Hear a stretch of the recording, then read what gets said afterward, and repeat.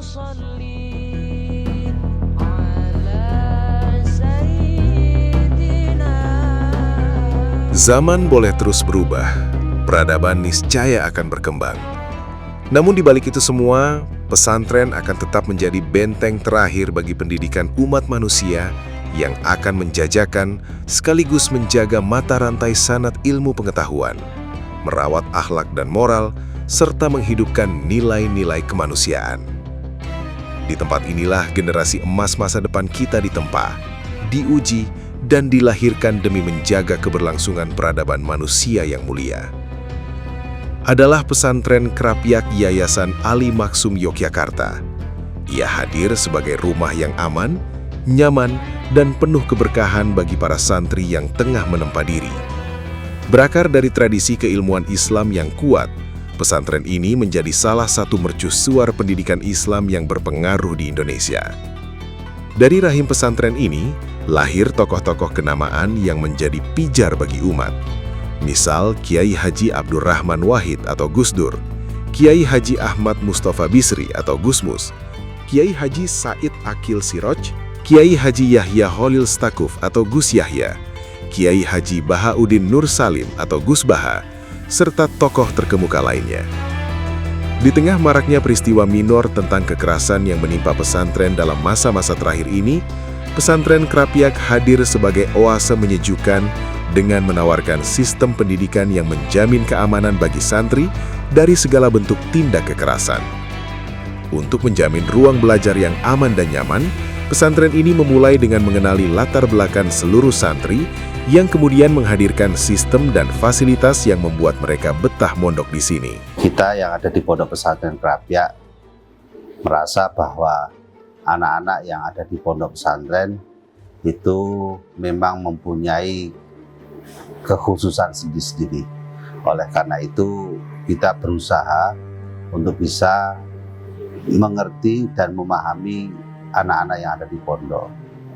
Oleh karena itu salah satunya adalah mencoba mengenali anak-anak itu dengan sebaik-baiknya, dengan segala suatu hal yang ada di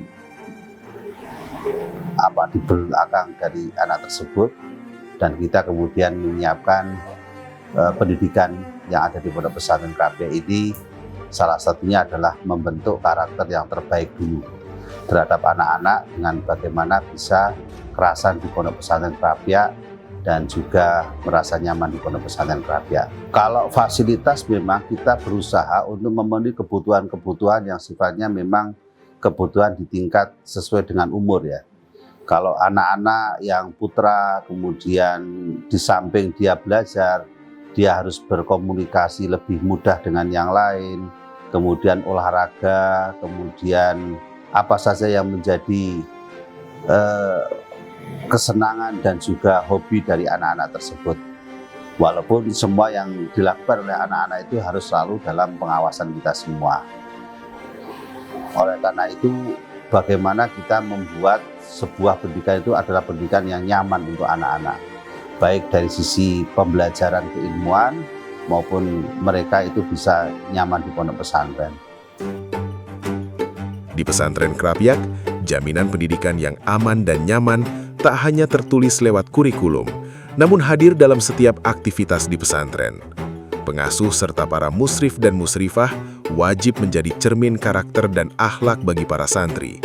Maka komitmen pengasuh serta para musrif dan musrifah untuk menjaga para santri adalah sebuah keniscayaan tanpa kompromi. Jadi di Pondok Pesantren Krapyak itu dari sisi kemudian kalau kita berbicara sebagai pertanggungjawaban pondok untuk menjadikan anak itu kemudian dan juga pondok pesantren juga menjaga amanah dan juga menjaga nilai-nilai rahmah, maka atau hari ini yang bisa disebut dengan ramah anak dan ramah perempuan, maka kita pertama dari semua pengasuh itu sadar betul bahwa hari ini itu beda dengan hari yang lalu, atau tahun ini itu beda dengan tahun yang lalu, atau masa ini itu beda dengan masa yang lalu. Maka pendekatan yang harus kita tampilkan kepada anak-anak jelas harus sesuai dengan kondisi yang hari ini ada.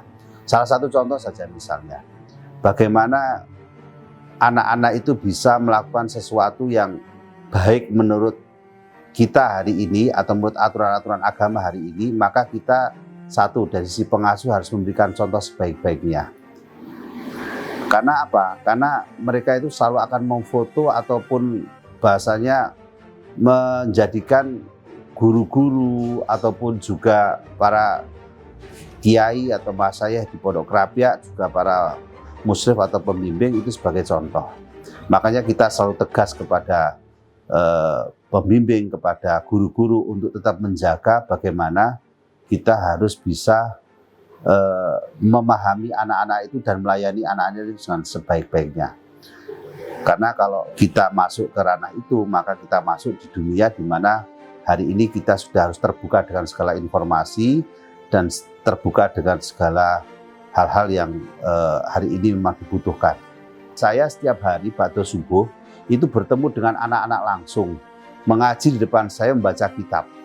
Sehingga hubungan antara guru dengan anak itu berhubungan langsung, ketemu langsung. Jadi kalau misalnya ada sesuatu yang bermasalah terhadap anak-anak atau apa yang kurang pas, mereka pasti akan bisa istilahnya kalau bahasa Jawa ya matur kepada para guru untuk mengatakan sesuatu yang terbaik atau sesuatu apa yang terjadi di anak-anak. Yang kedua, sisi pendidikan itu namanya tadi yang saya sampaikan namanya sorogan, karena itu memang tradisi yang memang sudah dilakukan oleh almarhum muassis Pondok Krapyak, yaitu Kiai Haji Ali Maksum. Jadi untuk bertemu dengan santri-santri langsung, terutama yang laki-laki bukan yang perempuan ya, itu adalah dengan sorogan.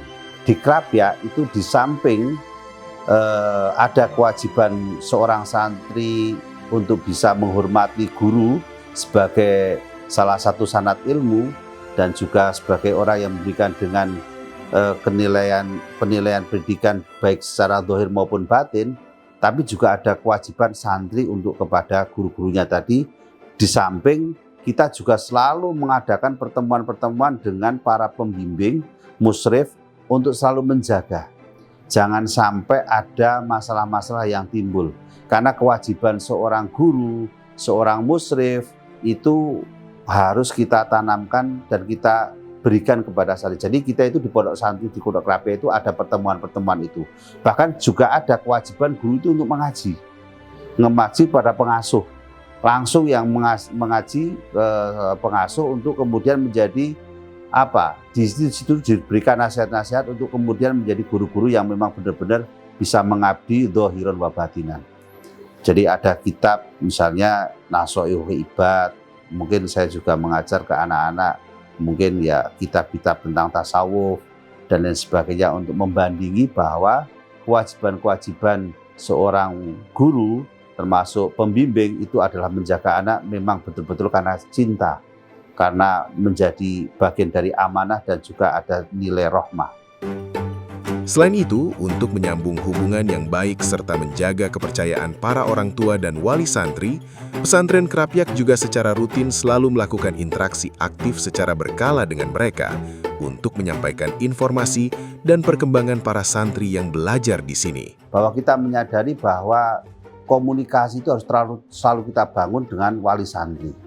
Salah satunya memang mungkin ini yang mungkin bisa dilakukan di Pondok Krapyak, yaitu anak-anak itu atau kita sebagai pengasuh dan juga nanti juga para pembimbing atau musyrif itu akan melakukan komunikasi langsung dengan wali santri lewat Zoom.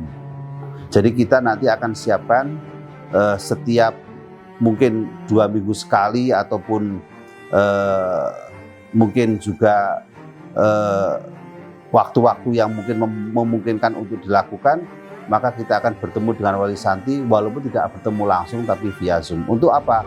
Yang pertama untuk menjelaskan apa itu pesantren terhadap wali santri dan juga tentang tradisi-tradisi yang ada di pondok pesantren, supaya apa? Supaya wali santri dan juga pesantren itu menemukan titik temu yang terbaik untuk dalam mendidik anak. Di pesantren ini, para santri tidak dituntut untuk mengikuti kurikulum pembelajaran yang kaku di luar kurikulum dasar kepesantrenan. Namun mereka diberikan pilihan untuk meningkatkan kemampuan diri dengan berbagai kelas khusus beserta fasilitas penunjangnya. Kemudian dari sisi pendidikan juga kita menyiapkan ada 3 yang kita sebut dengan program unggulan di samping sekolah. Ada program unggulan yang umum, itu nanti anak-anak bisa ikut di program unggulan yang umum itu masuk di kelas olahraga, di kelas kesenian, dan lain sebagainya. Tapi kalau mempunyai kemampuan khusus untuk tahfidzul Quran, maka kita buka program tahfidz.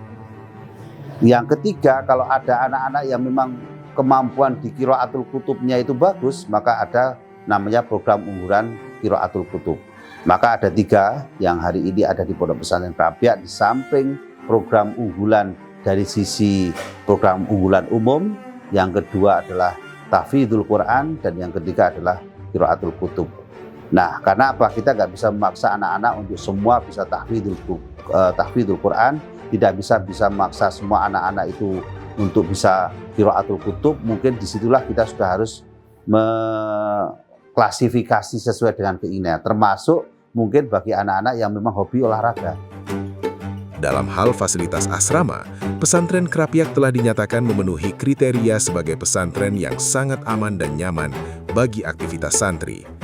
Pesantren juga menyediakan berbagai fasilitas dan ruang terbuka bagi para santri untuk melepas penat dan meningkatkan mood belajar. Kalau dari sisi struktur bangunan ya, supaya tidak terjadi hal-hal yang tidak diinginkan, maka insya Allah karena kita sudah bekerja sama dengan Inkindo itu dengan para ahli bangunan, maka sudah diteliti dan bangunan Krapyak alhamdulillah dianggap bangunan yang memenuhi persyaratan dari sisi struktur bangunan. Yang kedua, dari bagaimana kita selalu berembuk untuk bisa membuat arena atau asrama anak itu asrama yang betul-betul nyaman.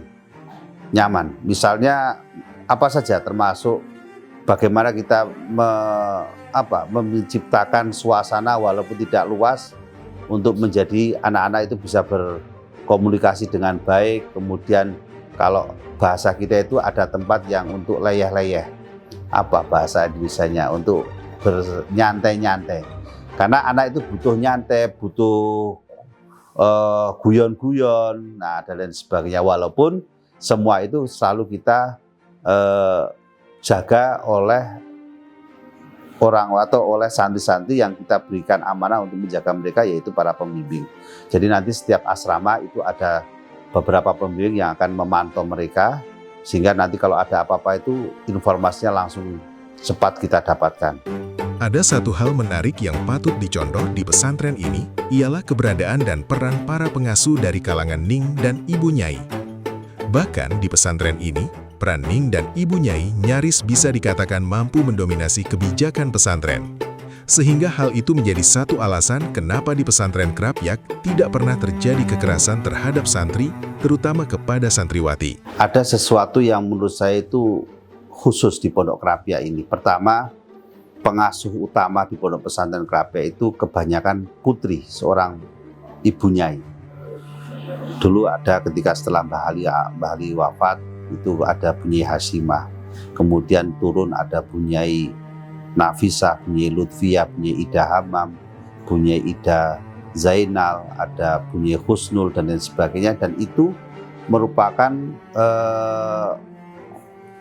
pengasuh yang nun sewu tidak bisa diganggu, dalam arti tidak bisa dianu lagi karena keputusan beliau begitu mengikat. Di samping itu juga pengasuh-pengasuh kita yang ada di Pondok Krapyak, bahkan saya mengakui bahkan yang putri-putri itu secara pendidikan lebih tinggi daripada yang putra-putra. Kebanyakan yang putri-putri sudah doktor-doktor semua. Bahkan saya aja belum doktor, istri saya sudah doktor, bahkan di psikologi lagi. Nah, artinya apa? Ketika seorang pengasuh putri itu punya kuasa di mengasuh anak, maka akan terjadi keseimbangan antara putra dan putri. Saya yakin panjenengan tahu bahwa ketika ada sesuatu masalah yang berhubungan dengan pelecehan perempuan misalnya, maka jelas nanti pengasuh-pengasuh putri itu pasti akan melakukan sesuatu yang sangat luar biasa untuk menjaga ekosistem di pondok pesantren.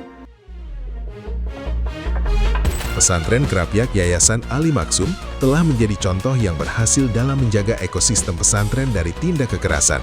Kepada insan pesantren, kita jaga dan jadikan pesantren sebagai ruang yang ramah bagi anak-anak kita. Kepada para orang tua, jangan pernah ragu mendidik anak di pondok pesantren.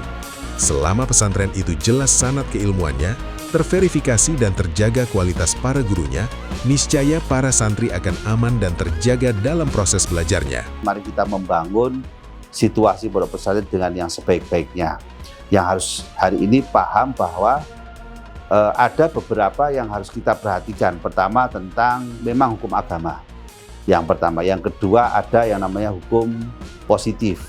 Dan yang ketiga ada yang kita sebut netizen. Nah, tiga hal ini menjadi sesuatu yang tidak bisa kita hilangkan begitu saja. Yang kedua, mendidik putra dan putri pengasuh pondok pesantren untuk menjadi betul-betul tafakuh fiddin yang punya sanad keilmuan. Ketika saya melihat ada seorang guru melakukan kejahatan-kejahatan, baik itu perundungan maupun hal-hal yang bersifat tentang tidak ramah anak dan ramah perempuan, saya yakin bahwa bahasa kita ngajinya belum khatam.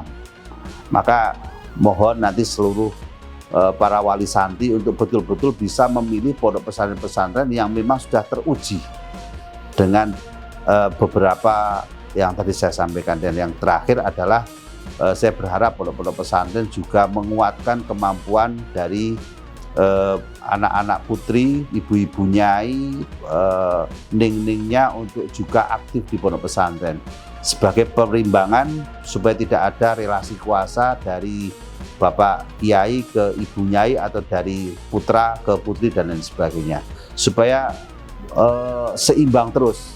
Kalaupun kita tidak bisa menafikan mungkin ada satu kesalahan atau dua kesalahan, ya, tapi bagaimana bahwa kesalahan itu menjadi satu rambu-rambu merah untuk segera diperbaiki, itu harus kita jalankan. Karena bagaimanapun sebenarnya kekerasan itu tidak hanya ada di pondok pesantren, tapi ada di berbagai macam institusi. Hanya saja memang saya tidak tahu kenapa pondok pesantren menjadi institusi yang begitu marak dan mudah dibicarakan.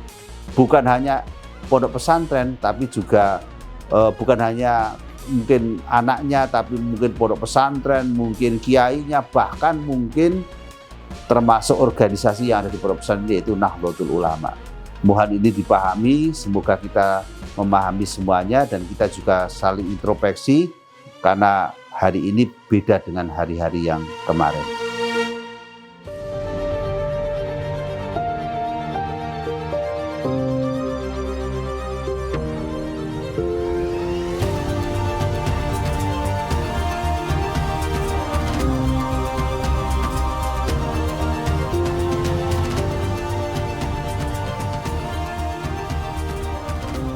Mari bersama-sama kita kokohkan niat dan tekad untuk memberikan layanan pendidikan terbaik bagi generasi muda Indonesia tanpa harus mereka merasa takut dan ragu untuk belajar di pondok pesantren.